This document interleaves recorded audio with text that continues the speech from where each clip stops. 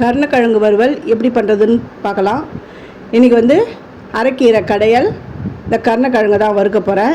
இந்த கருணக்கிழங்கை தோலெல்லாம் எடுத்துகிட்டு நல்லா ஸ்லைஸ் போட்டுக்கிறேன். இது குக்கரில் ஒரே ஒரு விசில் தான் விடணும். நல்லா ஸ்லைஸ் போட்டு அதை குக்கரில் சேர்த்துட்டேன். இதுக்கு மஞ்சள் பொடி, குழம்பு மிளகாய் தூள் இதெல்லாம் சேர்த்துட்டு இதை ஒரு பரட்டிக்கணும். இதுக்கு தேவையான அளவு உப்பு, இது எல்லாத்தையும் நான் குலுக்கணும். இது எல்லாத்தையும் அப்படி ஒரு குலுக்கிட்டு இதுக்கு வந்து தேவையான அளவு தண்ணினா ரொம்ப விடக்கூடாது.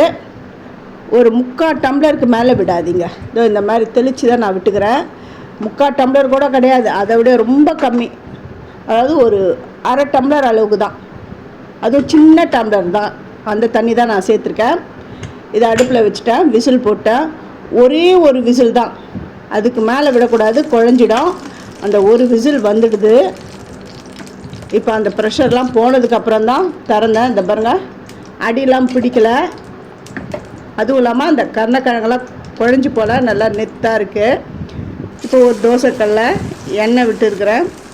தோசைக்கல் சூடாகிடுது. இப்போது அந்த கருணக்கிழங்கு ஸ்லைஸை இதில் வச்சு வறுக்கணும்.